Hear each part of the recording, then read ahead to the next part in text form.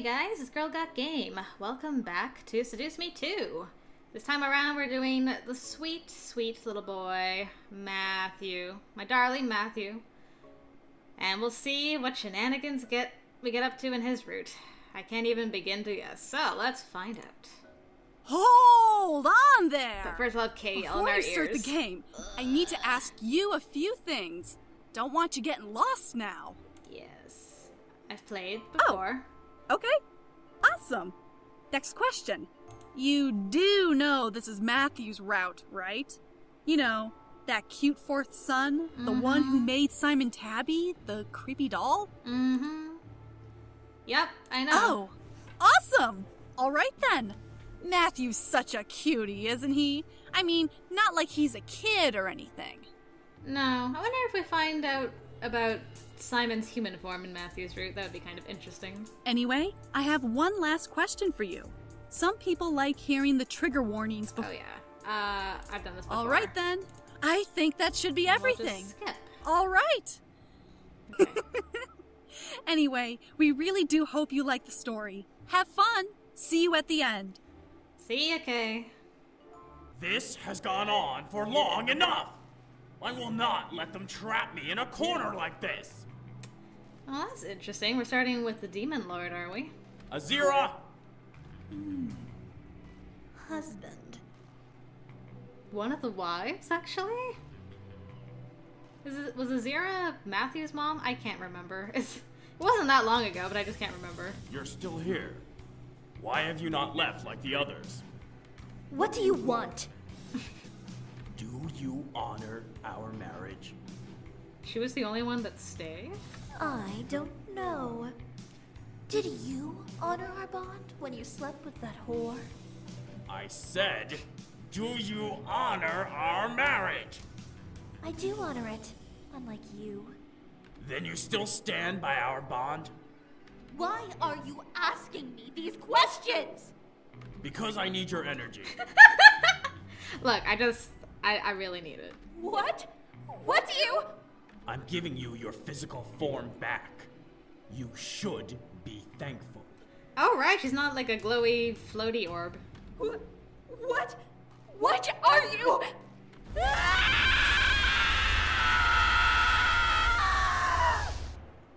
Well, that didn't sound, that good, did it?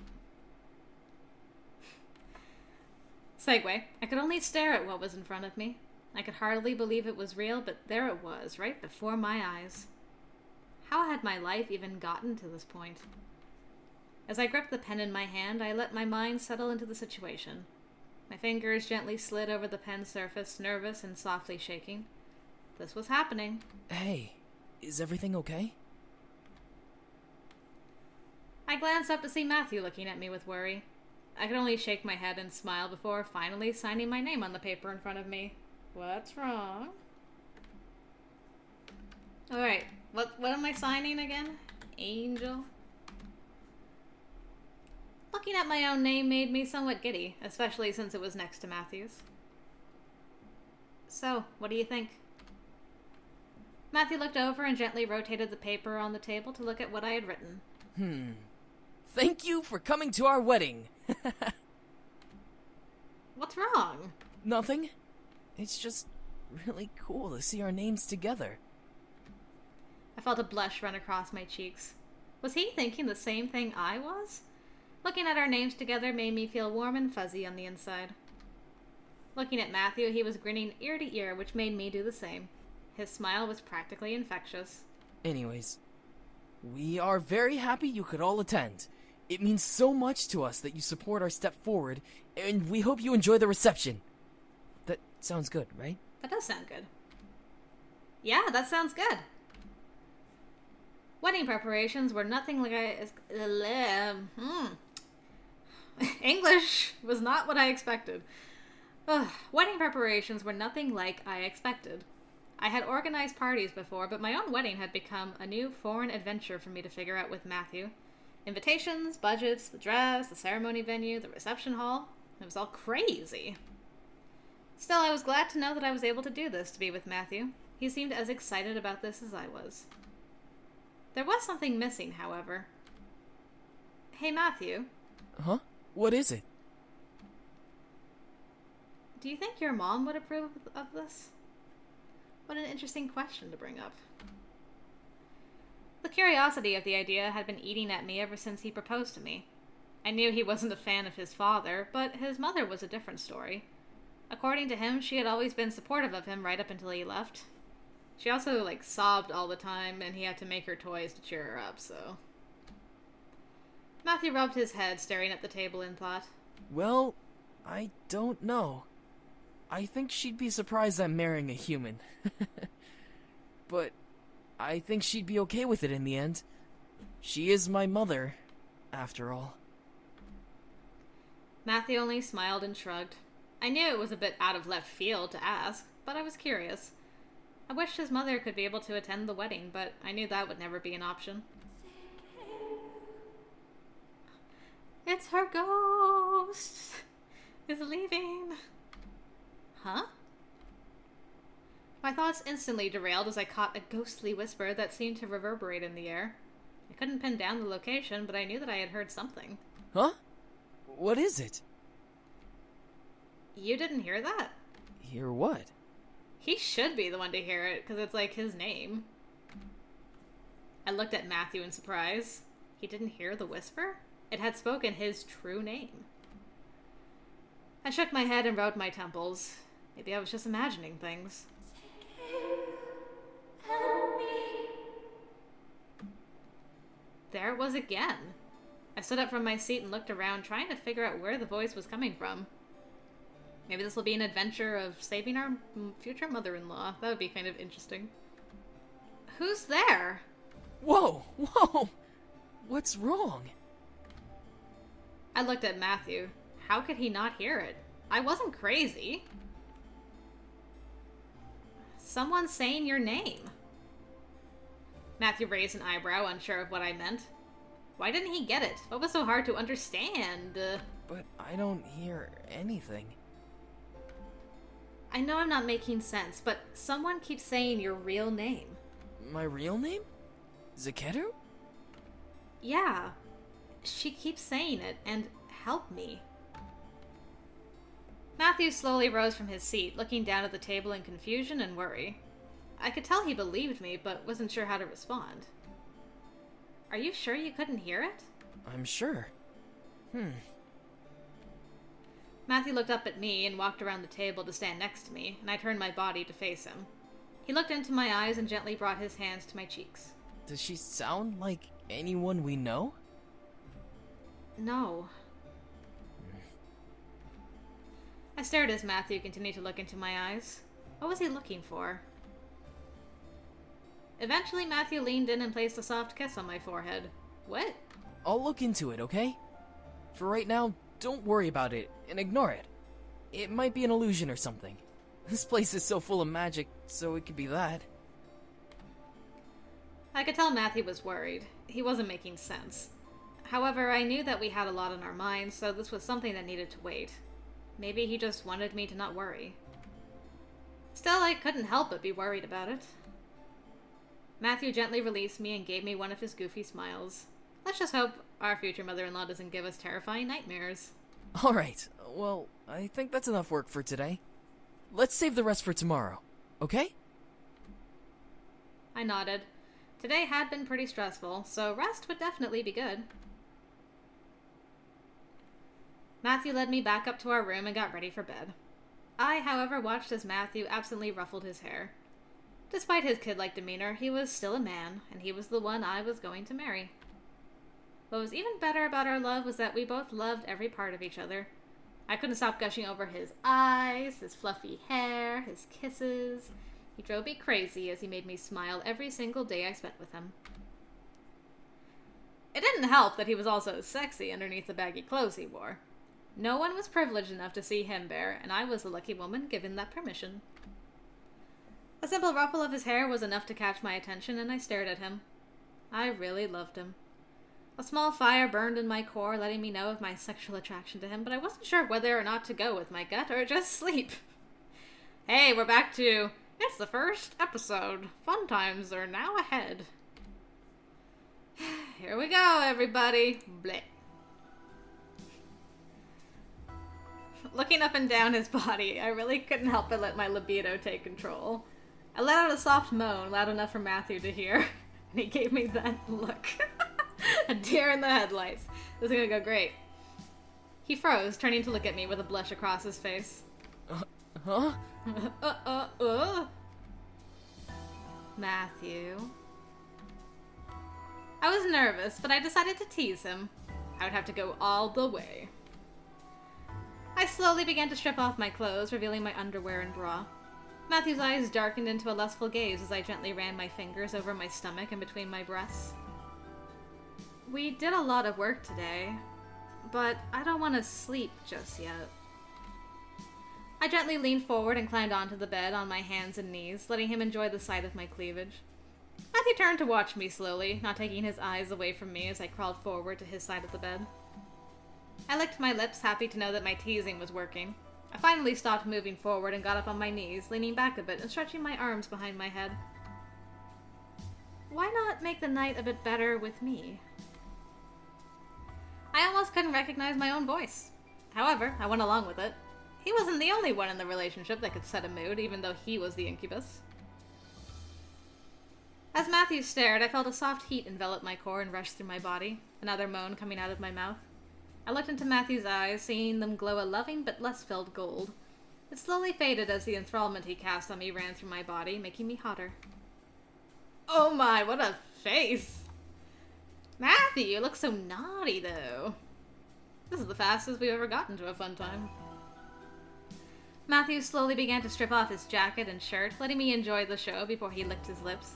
He knew exactly how to respond to my teasing, and, despite it not being fair, he used his inhuman charms to make my mind melt at the sight of him. As he pulled his shirt off of his body, he held it out to the side, letting me get a good look at his chest. I felt myself lick my own lips at the sight. Then, let me make it better. That was all he needed to say before coming over to me and crawling over my body, capturing my lips with his in a heated kiss. His arm wrapped around my waist as his other hand gently slid down behind my back and gingerly held my rear. My rear? I let my legs move out from underneath me so that he could kneel between them, gently grinding my knee against his. He smirked against my lips as he gave a playfully slow grind with his hips against my core. My mind went crazy at his teasing foreplay. He pulled me against his body, squeezing me with his arm around my waist, before deepening the kiss between us. I let a moan escape my throat and became lost in his mouth as he claimed my lips for himself. I loved feeling him touch me and hold me to him.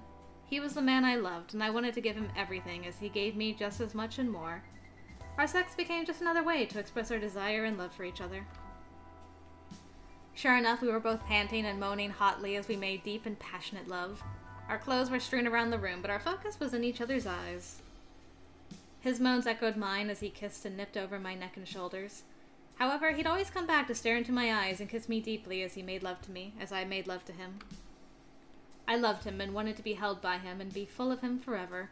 My heart belonged to him, and he was a dream come true for me.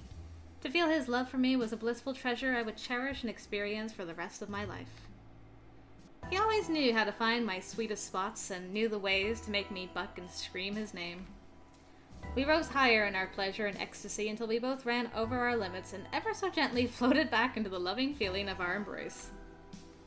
Matthew could only pant and hold me in his arms, sweetly petting my hair and kissing over my forehead. I love you so much. I love you too. My heart fluttered at the sound of his voice. He was my everything, and to feel him in my arms made me happy beyond compare. I happily embraced the darkness of sleep as Matthew continued to hold me in his arms. Whew. Okay, that wasn't too bad. We made it through. Huh. The darkness was meant to be peaceful. Sleep was meant to be relaxing. However, my mind began to wander to what had happened earlier that evening. Hearing that voice made me worried.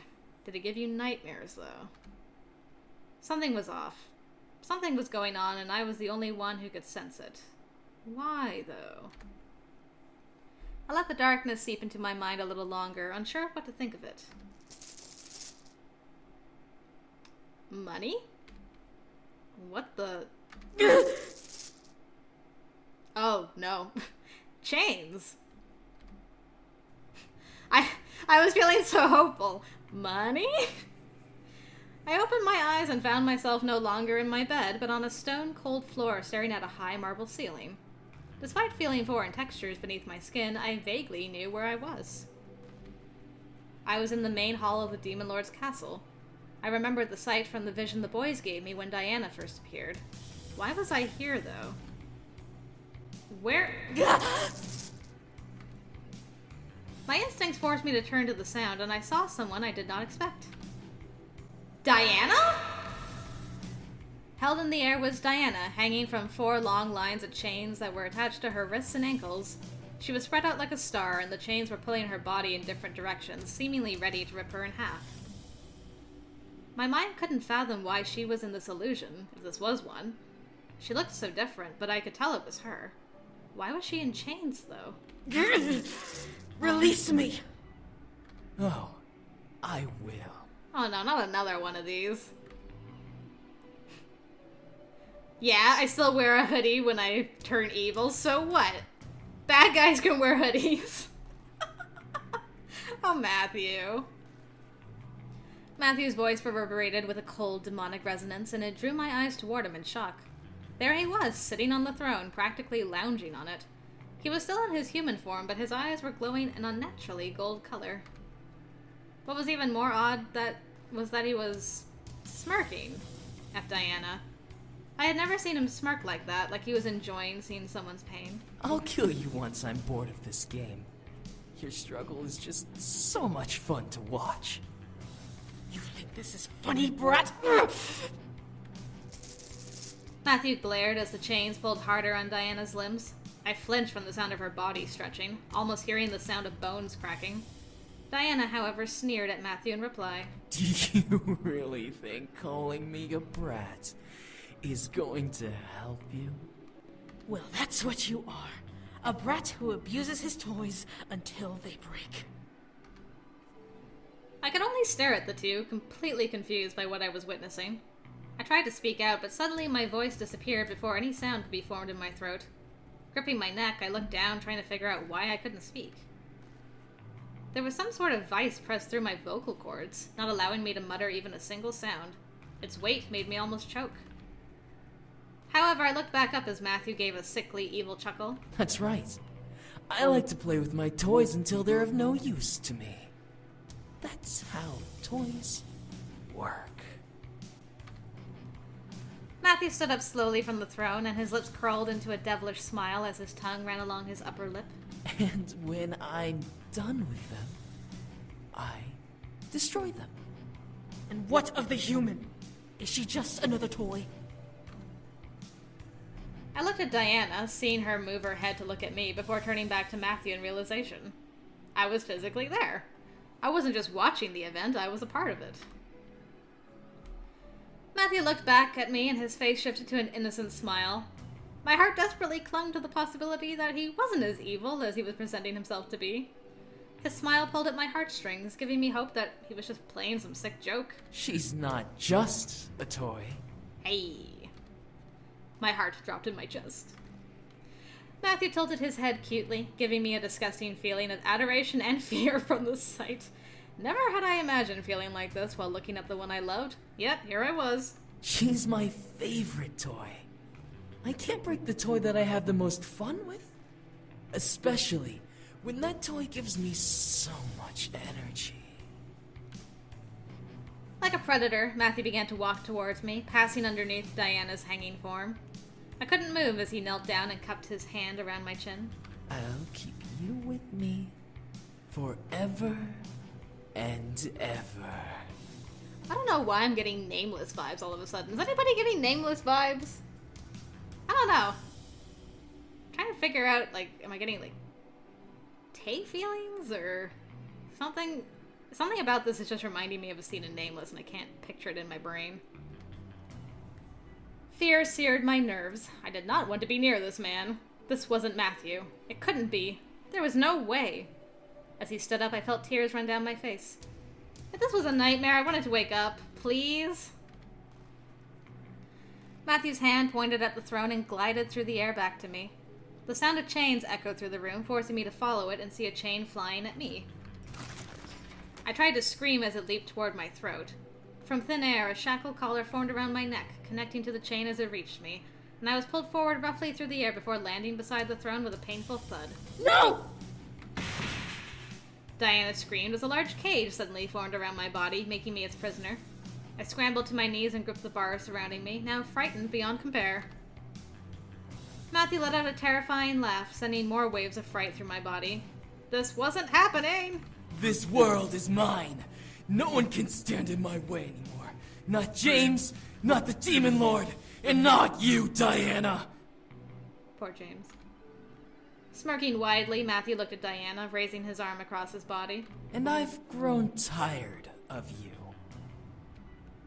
Before Matthew could move, my fear and anger quickly bubbled in my chest, one word pushing past the blockage in my throat. Stop! As my voice ripped through the air, everything went black. My body, however, sat up in bed in shock from what I had seen. My scream reverberated through the room as I let it sink in that I was awake, and all of that had just been a nightmare. Just a nightmare. Despite it all feeling real, I was no longer in a cage. I wasn't in a room with Diana being ripped apart. I wasn't... Ah! What? I shot my head to the side to see Matthew in bed with me, sitting up beside me and rubbing his head. A heavy tiredness weighed down the eyelids over his frightened eyes, but my mind suddenly began to seize in fear just from looking at him. My mind shouted that it had just been a nightmare, but my body couldn't help but remember what Matthew had done to me in that dream. It may have been fake, but I couldn't stop the fright from washing over my nerves. Tears formed in my eyes as I stared at Matthew.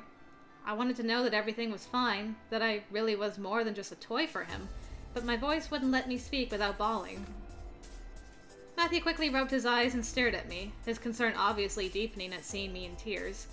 He slowly raised his hands to embrace me, but I flinched away, causing him to freeze in place. Whoa! It's okay. It's alright. It's just me.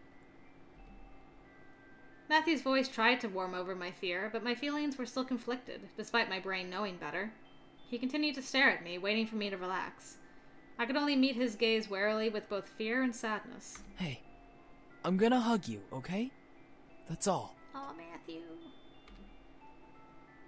My heart wanted to believe him. I had to. He couldn't be as sadistic as my nightmare had depicted him. I nodded, and Matthew slowly began to wrap his arms around me, hugging me to his chest. There we go. It's okay. I began to melt into Matthew's arms, finally feeling the fear disappear from my body. I pressed my face into his shoulder, shaking in remorse as the panic drained away. I'm sorry. I'm sorry. Matthew simply rocked me in his arms and nuzzled the side of my head with his. He occasionally planted a kiss over my cheek and shoulder, reminding me of his love and that everything was okay. His breath became a tempo for me to follow, letting me relax and feel his love all around me. Bad dream, huh? Yeah. Matthew gave me a soft squeeze, snuggling up to me, and I gratefully snuggled back. He would never hurt me. I couldn't let myself be this affected by a nightmare. Hopefully he wouldn't ask about it. Hey, whatever the dream was, just know that everything will be alright, okay? It was just a stupid nightmare. Whenever you wake up, I'll be right here beside you, ready to make it go away. The way he sounded so confident made my heart flutter in my chest. He truly cared for me, and that was something I adored about him. He loved me, and I loved him in return just as much.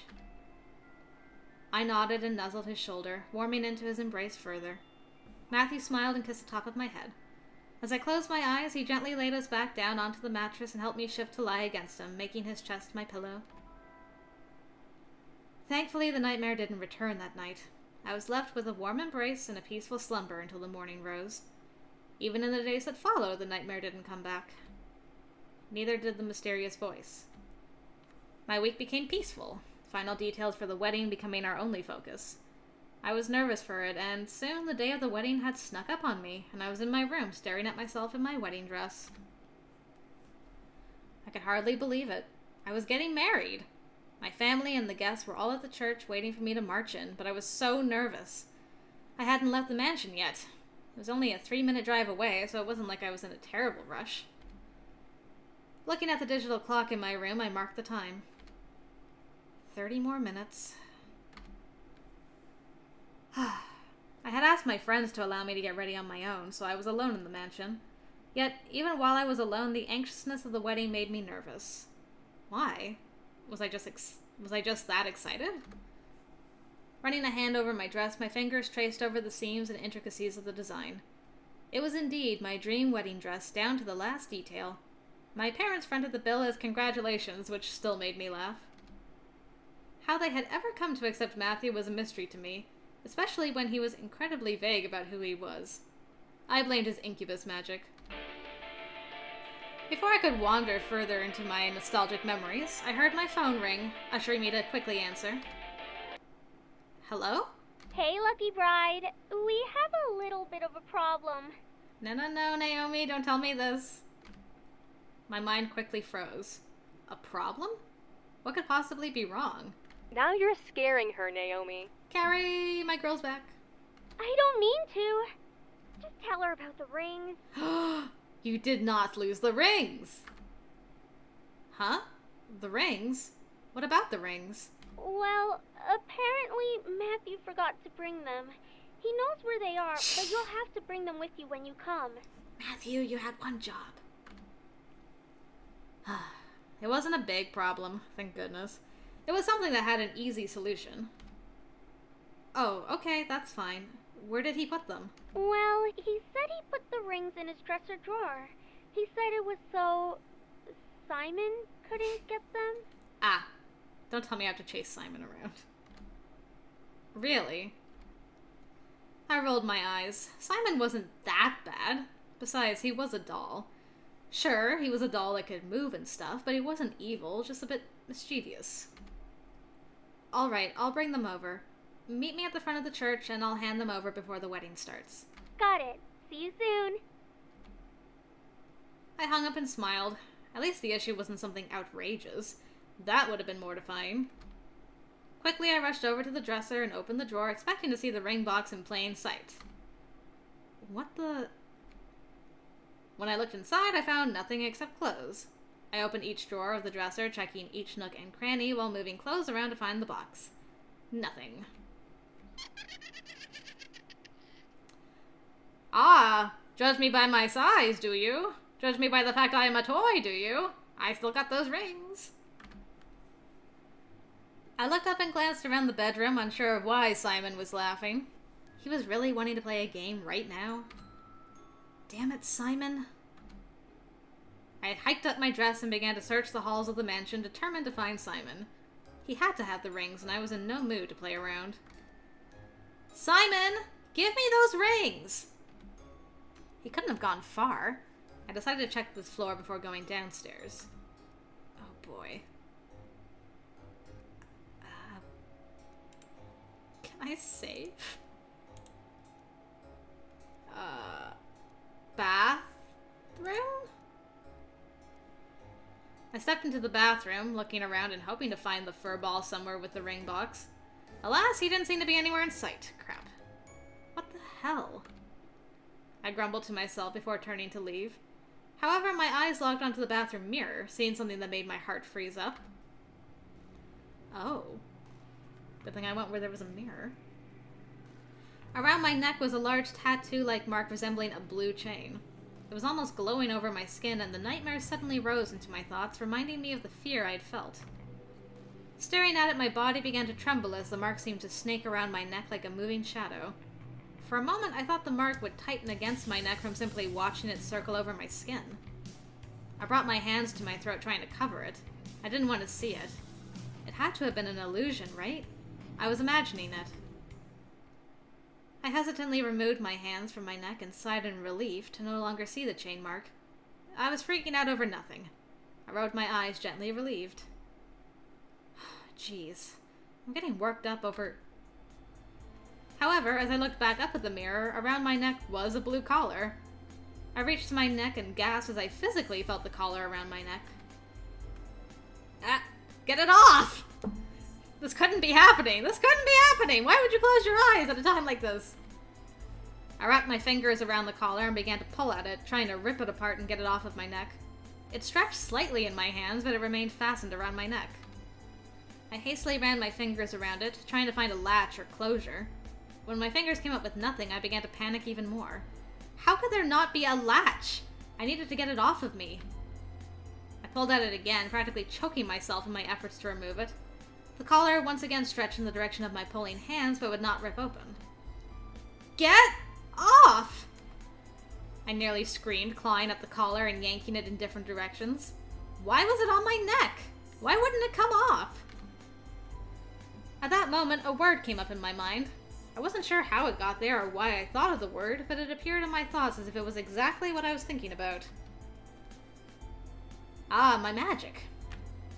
My fingers began to tingle slightly as it resonated in my mind. As I opened my mouth and let it fly from my tongue, I felt my body slightly warm in reply. Salvo. The collar, somehow responding to what I had said, began to quiver around my neck before fading into black mist and disappearing into the air. It was off, thank God. I rubbed my neck gratefully, feeling only my skin and silently appreciating the sensation of my fingers running over my bare neck.